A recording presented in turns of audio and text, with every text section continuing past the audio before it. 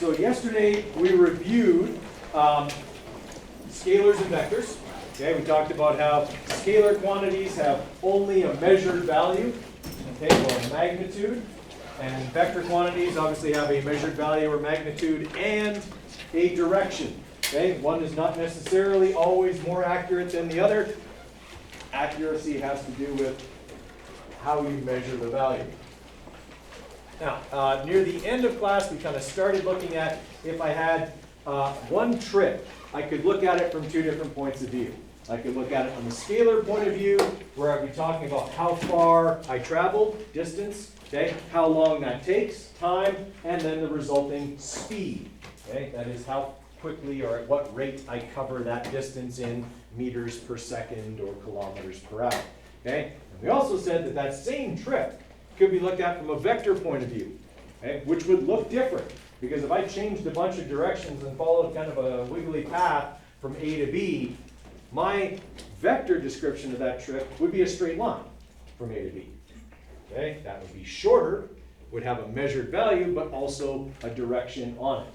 Okay, the rate at which I covered that displacement would be my velocity, okay, which would also have a magnitude and a direction. Okay, all stuff we learned in science. So what we're going to look at today is some more stuff on like displacement and distance, the importance of picking a reference point, okay, and stuff like that. So that's what we're going to kind of work on today. We'll do a bit of V equals D over T problem solving to just kind of refresh your memory and algebra and all that kind of stuff, okay? And then probably tomorrow we'll start kind of going back towards maybe position versus time graphs and things like that. We'll kind of be moving towards that. Okay, so what I would like you guys to try right now, and the purpose of this exercise is to show you the importance of a reference point when we're talking about vector quantities. Okay, I would like you to try question number 4, where you have to draw a seating plan based on these 5 points. Okay, so see if you can draw where everybody is sitting based on those 5 points, and tell me who is the reference point. Who is everybody kind of positioned according to? Okay, so I'll give you a few minutes to try that one. All right, so the first piece of information I'm given is that Chad is 2 meters left of Dolores. Where's Dolores? Well, she's 2 meters right of Chad. Where's Chad? He's 2 meters left of Dolores. How helpful is that? I don't know where to put either one of them, do I? That's why I have to establish a reference point. Dolores. She's going to be my reference point. Okay? And I'm just going to put her in the middle. Right here. Dolores. Okay? Now I can place Chad because I've placed Dolores. Randomly, mind you. Okay, but it'll all work out now because now I have a reference point. I know where Chad is in reference to Dolores. Okay, so he's 2 meters left of Dolores. So there's Chad. 2 meters left of Dolores. Okay, Ed is 4.5 meters right of Chad. I probably haven't given myself enough room. Okay, there's Ed. Greg is 7.5 meters left. Oh, sorry, Ed is right of Chad. I didn't do that in the right place.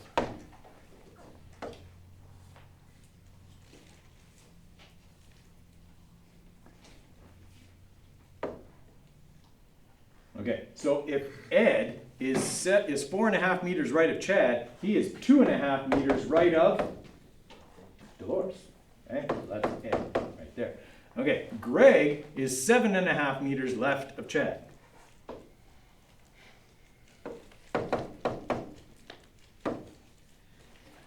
And Hannah is 1 meter right of Ed.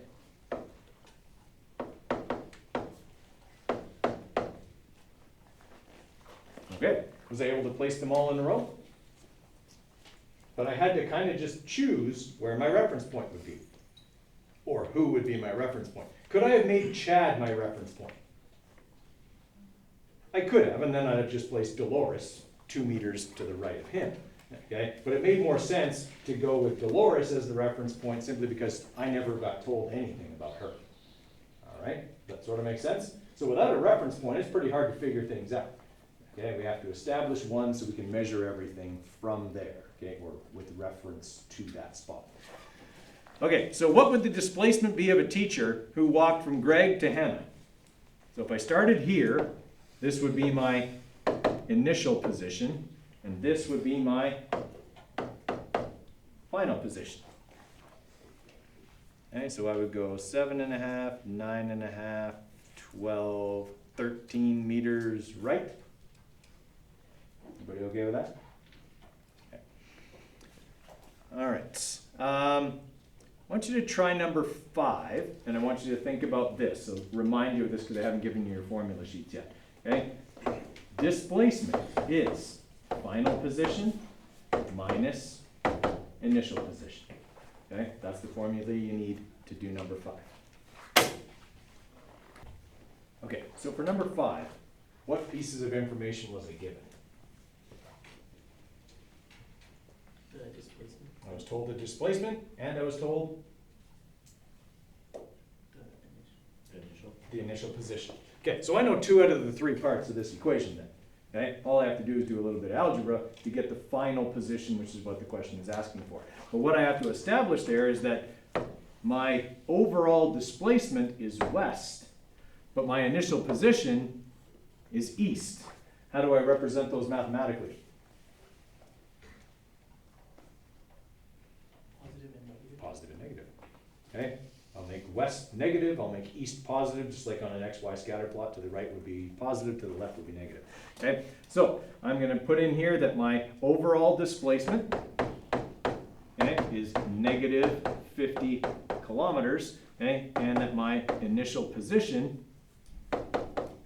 is positive 5 kilometers. And then I'm just going to solve for my final position by adding my initial position to both sides. Okay, so I'll have my overall displacement plus my initial position equals my final position. And when I plug in my numbers, that'll be negative 50 plus positive 5, which will give me negative 45 kilometers. Do I leave it as negative? My vector on my answer should always match what the question gave me. The question did not give me positive and negative, it gave me east and west. So negative is west, so this is 45 kilometers west. Okay, that's my final position. Okay, everybody all right with that?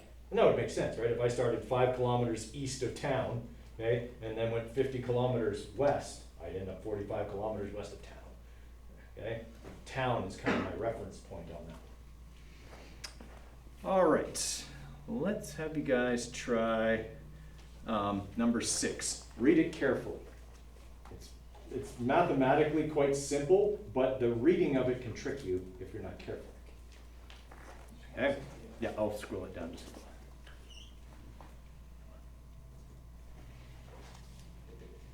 All right, let's do the displacement first, all right? The question tells us that the ball starts with the person on the right. So this would be my initial position, okay? It says when this is all done, the ball ends up over here, 5 meters to the right of where it started, okay? So this would be my final position. So just looking at that, what's my overall displacement? 5 meters right, okay? So 5 meters to the right is my overall displacement. What's the total distance traveled by the ball?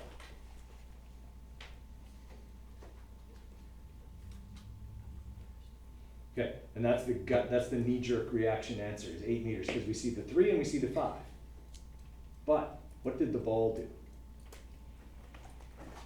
The ball went here and then all this way. It did the 3 meter section twice. So it's 11 meters. That's the total distance. That's the part that we miss, right? Because I told you, read it carefully, because what we do automatically is go, pictures are fun, pictures are worth 1,000 words. They're not. Okay, you got to read those words, because there's not 1,000 words there. Okay, we have to make sure we read it, because we want to go straight to that picture and go, the picture will tell me everything I know. Except we have to get from the question that the ball actually traversed the short 3 meter section twice. Okay, went to the first, went to the second person, then went back over the first person's head. Okay, so our total distance there would be 11 meters. Okay, all right. Questions on any of those? Okay, V equals D over T. Algebra. You've got to be able to do algebra in this course. Okay, if you still draw triangles to manipulate equations in the kindest way possible, this is so not the course for you. Okay, because this is about the only formula in this whole course that the triangle would work for. Okay, it just won't work for so many of the formulas that we use in this course, like, I don't know, this one.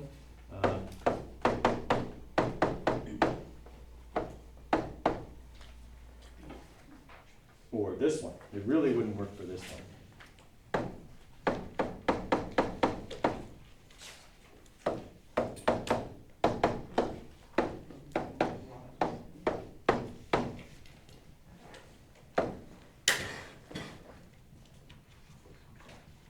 Not even a trapezoid will work for that.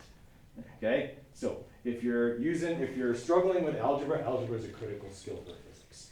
Okay? It's absolutely critical. You've got to be able to look at an equation and go, I can isolate any part of that like that. Okay? Got to be able to move things around in an equation. Okay? No triangles. Okay, if I want to manipulate this equation to solve for D, what do I have to do?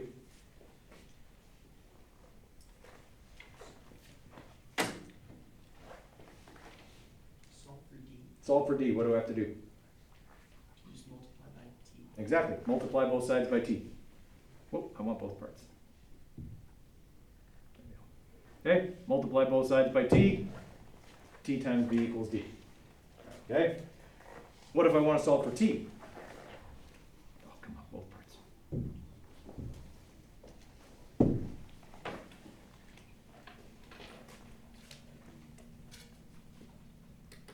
Can I leave t where it is and solve for it, or do I need to move t first? Because a lot of people will tell me, well, we'll just divide both sides by d. But if you divide both sides by d, what you're really doing is saying, all right, I'm dividing both sides by d.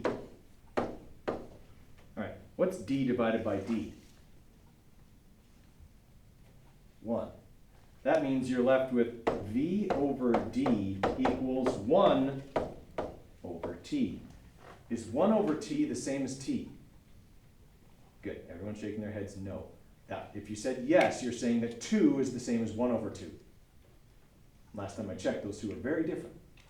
Okay? 1 over t is definitely not the same as t. Right? So, what I would have to do, okay, in order to start this one, is I would first multiply both sides by t so that it ends up on the top of the equation, and then I would isolate it by doing what with b? Dividing it over to the other side. Okay? T equals d over b. You can always double check if you've done the manipulation correct by checking what your units would be. Okay, so let's say that this was meters, and the distance was in meters, and the speed was in meters per second. If I divide meters by meters per second, I'm going to be left with seconds. Is that a unit for time? It is. Then I did it right. Okay, so you can always kind of double check by just running the units through your calculation to see if you get the right units at the end. Okay, so just quick reminder of what the rules of algebra are. There are 3 rules for algebra. Okay, if I want to move something, I do the opposite operation. Then there's the golden rule of algebra. What you do to one side, you must do to the other. Okay, and then there is the third rule of algebra, okay, which is when necessary, move what's not attached to what you're looking for first. Okay, that doesn't apply to this one, okay, but it would apply to this one.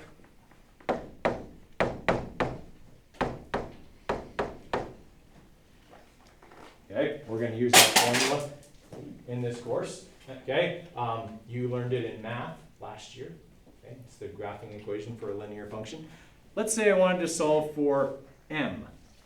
What should I move first? What's not attached to M?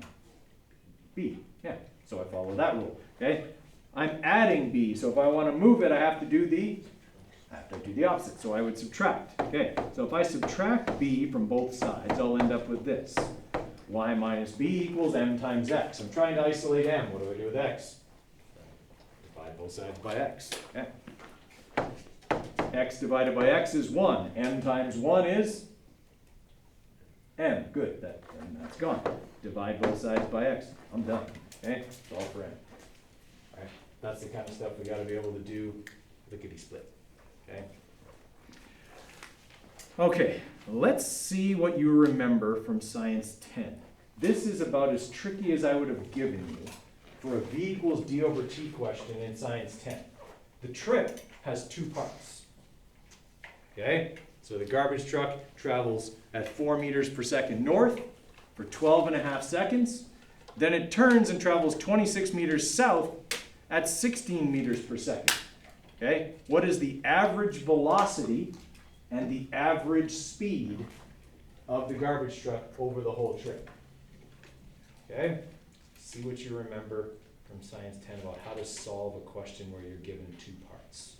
Okay? Because I want the average velocity over the whole trip. Okay? And the average speed over the whole trip.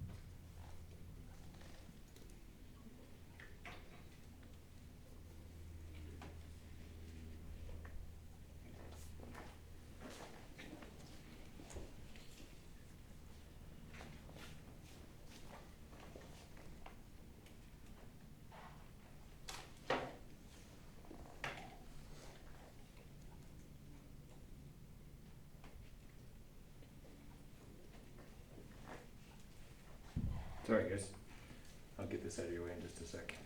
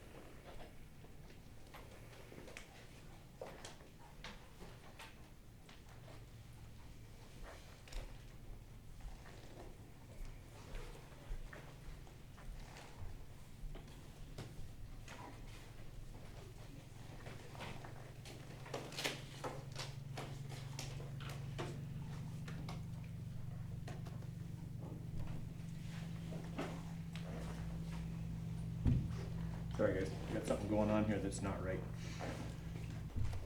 Okay, so in this one here, we've got this garbage truck that does a trip that consists of 2 parts. So what I want to do first is write down my givens, because I want to do that for any problem. Okay, and I want to split it up into the 2 parts. So I have part 1. In part 1, I know that the velocity is 4.0 meters per second north. Okay, and that it does that for 12.5 seconds.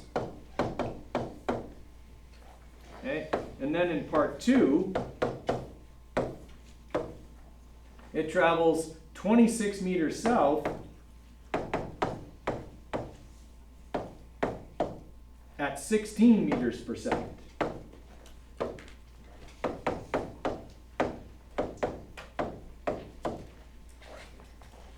Okay. How do I get the average velocity?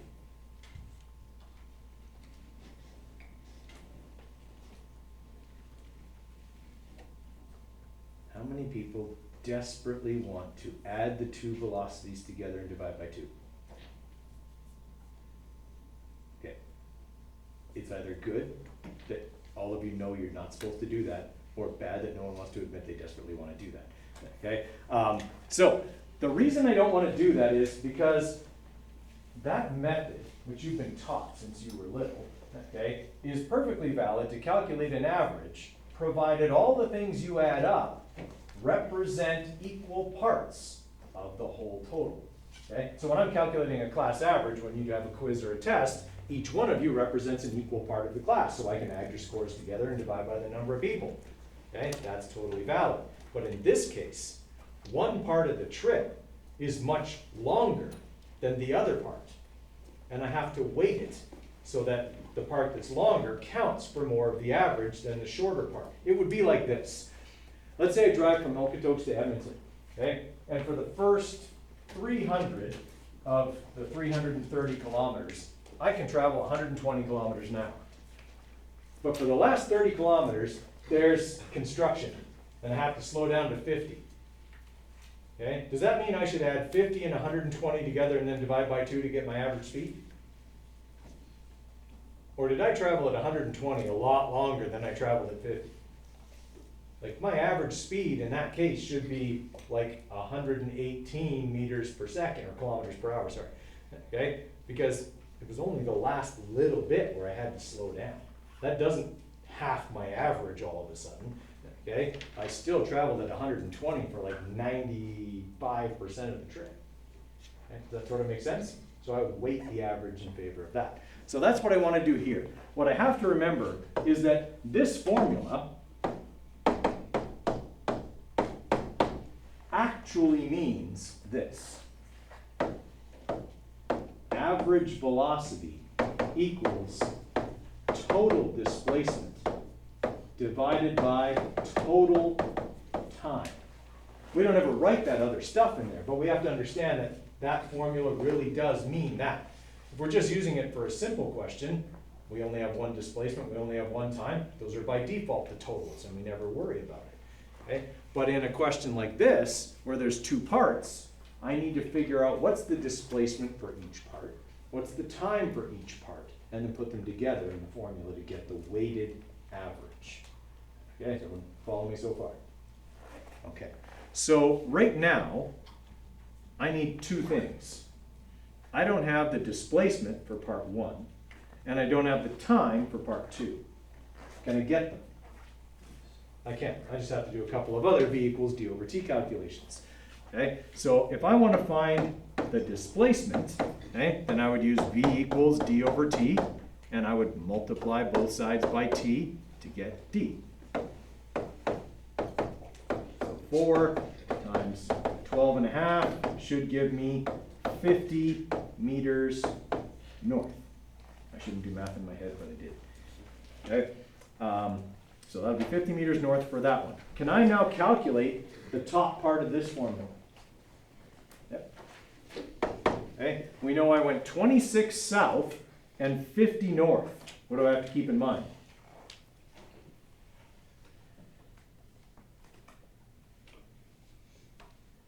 One of these has to be negative, right? I went 50 meters that way, and then I came back 26 meters. Okay, so I would have 50 plus negative 26, make south negative, make north positive. All right, I don't have the time for part 2. Okay, so I would multiply both sides by t, divide both sides by v. Okay, so t equals 26 divided by 16. I'm not doing that one in my head.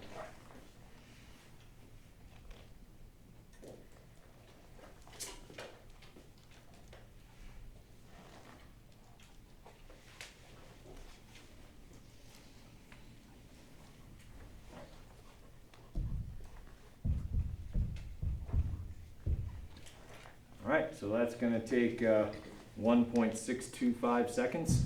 That's fast. All right, can I now do the bottom part of that? Okay, here's where some people mess up. The 12.5 seconds and the 1.625 seconds, are they both positive?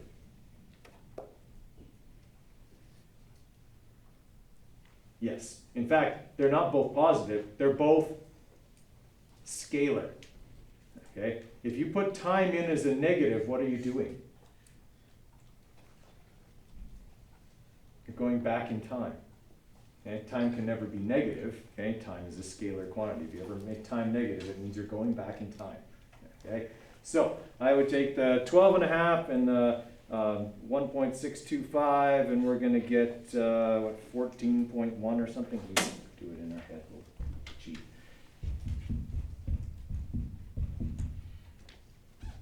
Yeah, 14.125. Okay, so if I do that calculation, okay, I'm going to have 24 on the top divided by 14.125 on the bottom. Right, and I'm going to get 1.7 meters per second. It came out positive, so that means it's which direction? Which one did I make positive?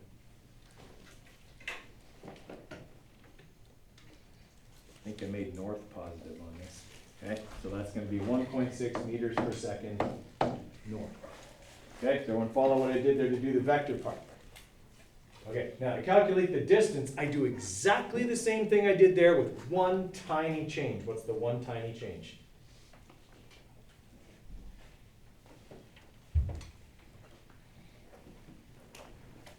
If I'm calculating distance, is distance vector or scalar?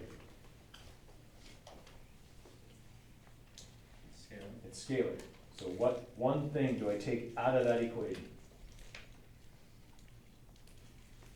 You think 26 meters south positive? Yeah, or I just don't pay any attention to the direction at all, and I make them both scalar, because they are. Okay, they're both distances, they don't have a direction. Right? So now, instead of having the 24 meters north on the top, now I'm going to have 76 meters on the top, divided by the same time, 14.125 seconds, okay, and I will get, obviously, a very different answer. Okay, so 5.4 meters per second would be my speed. So speed is total distance over total time, average speed. Looks the same, except doesn't have those arrows denoting that it's vector. Okay, so we would have 76 meters divided by 14.125 seconds. What did it come out to? 5.4.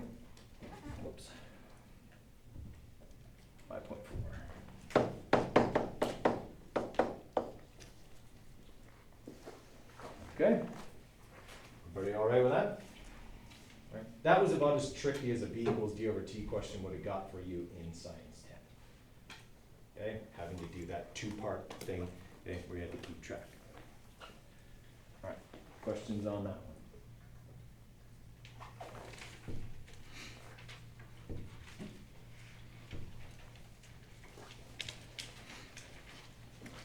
I would like you guys, you're going to need to take out your workbook for the workbook file, if you have it on your phone, okay, the kinematics workbook, or if you printed it, find the first set of questions there. Okay, and they are on page 2, I believe. Yep. Okay, and I would like you guys to try number 3.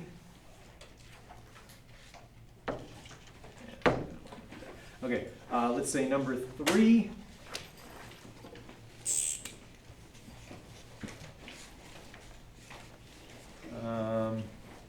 Number 7.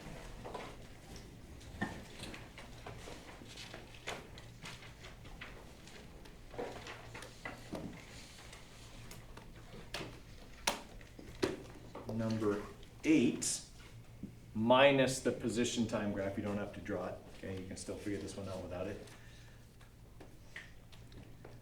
Let's say those 3 for now, 3, 7, and 8. The answers are on that. Okay, they're the bold-faced numbers. Okay, there, so you can kind of check if you did it right, and then we'll walk through those together in a little bit.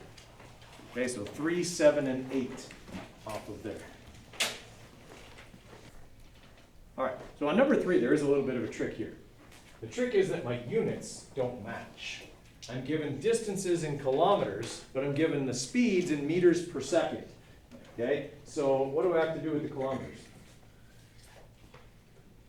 Convert to meters. Okay, because I can't divide kilometers by meters per second. It's comparing apples and oranges. Okay, so what I want to do here is write down my givens. Okay, so part 1, part 2. Okay, in part 1, the distance traveled is 11,000 meters. Okay, and the speed is 21 meters per second. Okay, in part 2, the distance is 1,000 meters, and the speed is 4.2. Okay, they want the average speed of the bus over the entire trip. So average speed equals total distance divided by total time. Okay, so I can already do the total distance. I have both distances. Okay, my total distance is 12,000 meters.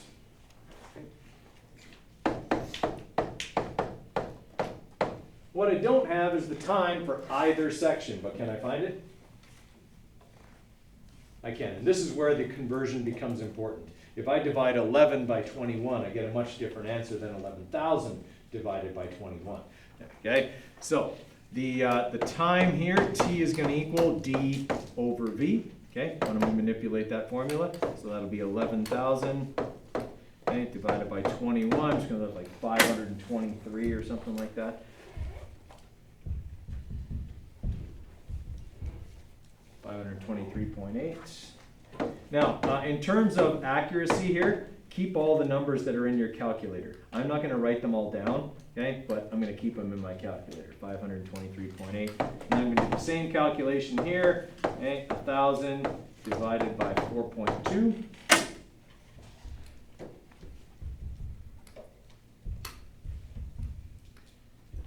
And 238.1.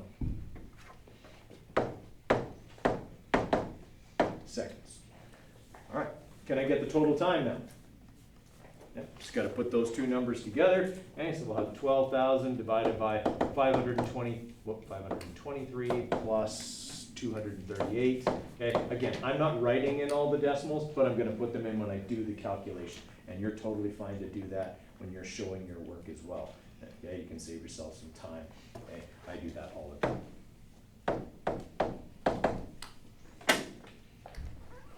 All right, so we're going to have 12,000 okay, divided by, and I'm just going to do this in brackets, that number plus that number. Okay, so I get an average speed there of 15.75 meters per second.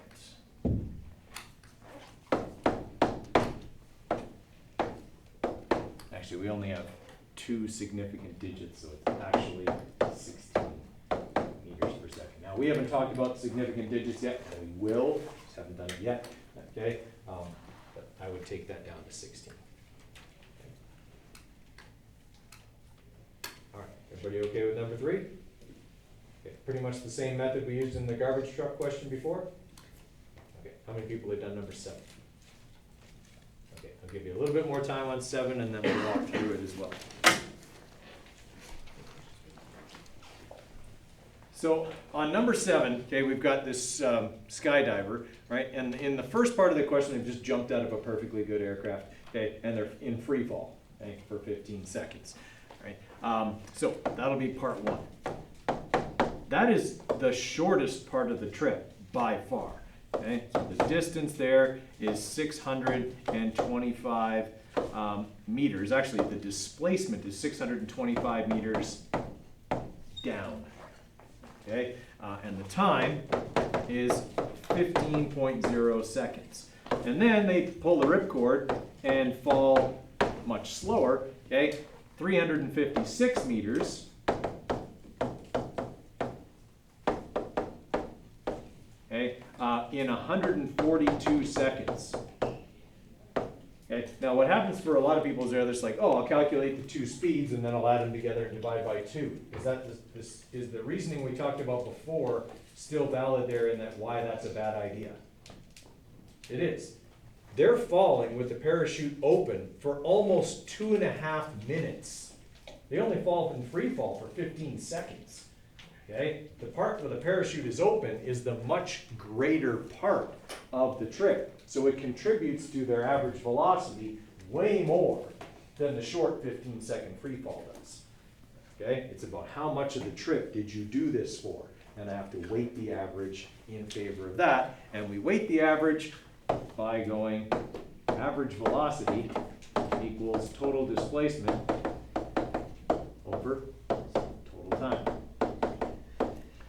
Okay? All right. Now, the vector part of this is easy. They're falling, so it's always down. Okay? We don't have to worry about making anything positive or negative. They're only moving in one direction. Okay? So we've got 625 and 356, which is going to be 981, right?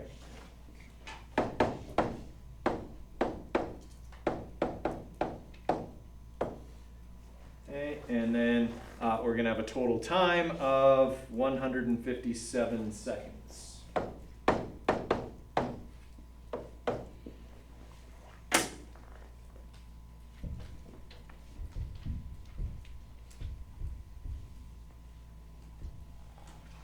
Okay, so their average speed while average velocity while falling to the ground is 6.2 meters per second down.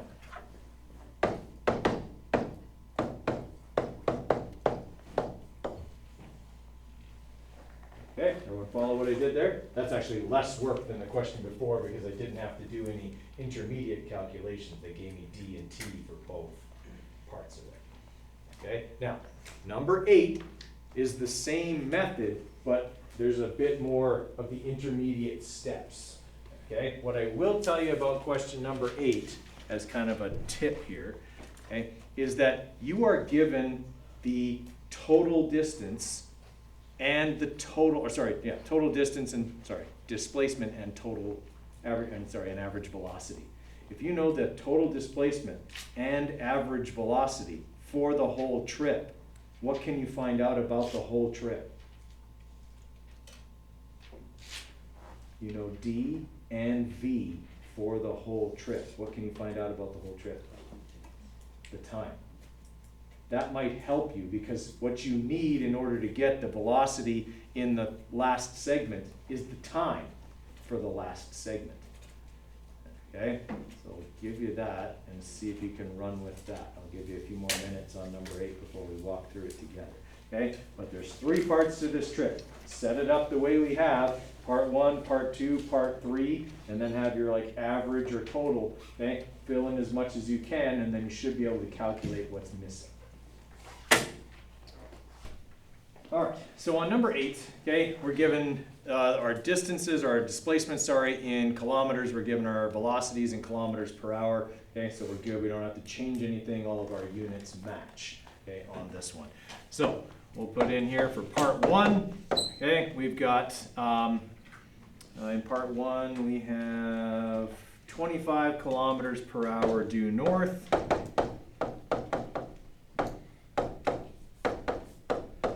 Okay, and 15 kilometers.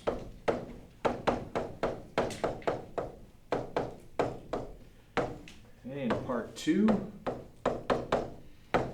okay, we have 62 kilometers per hour north.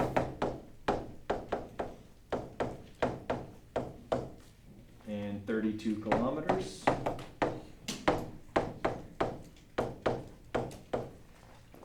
Part three, all we know is the displacement is 13 kilometers. Okay. The other thing we know basically are the totals. Okay? The average velocity is 60 kilometers per hour north, and the total, whoops, sorry, I got those backwards.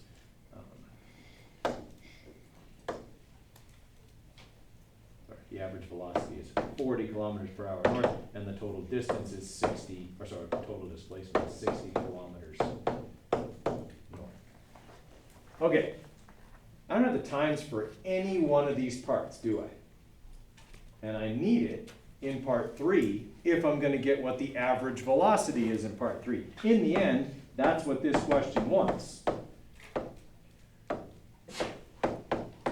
The average velocity in part three means I need the total displacement for part three, which I have, and the total time for part three, which I don't have. Okay? Can I find out the time for 1, 2, and the total?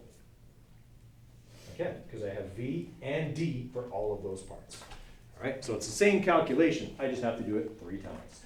All right, so T equals D over V. All right, so we'll have 25 divided by, 15 divided by 25.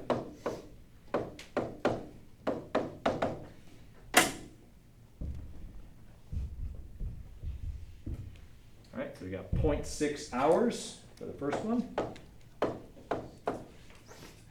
Okay, the second one, T will equal 32 divided by 62.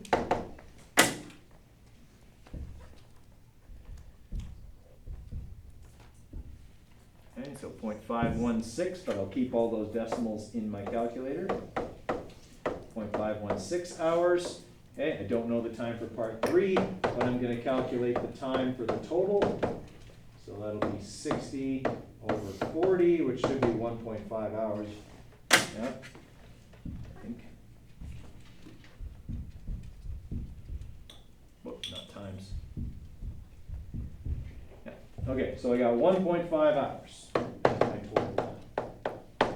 Okay, if I know the whole trip is 1.5 hours, parts 1, 2, and 3 should add up to 1.5. Everyone okay with my logic?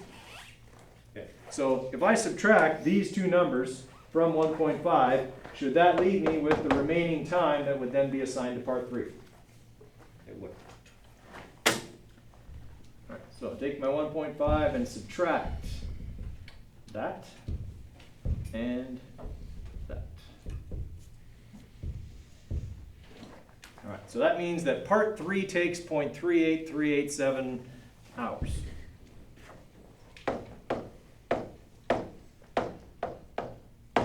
Okay, now I can find the velocity for part 3. 13 divided by 0.383. I'm going to put all the decimals in my calculator for that one, okay, to get the velocity for part 3.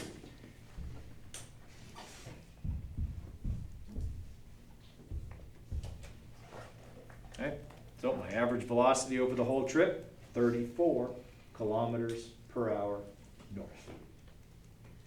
Okay, that's as tricky as they get for V equals D over 2.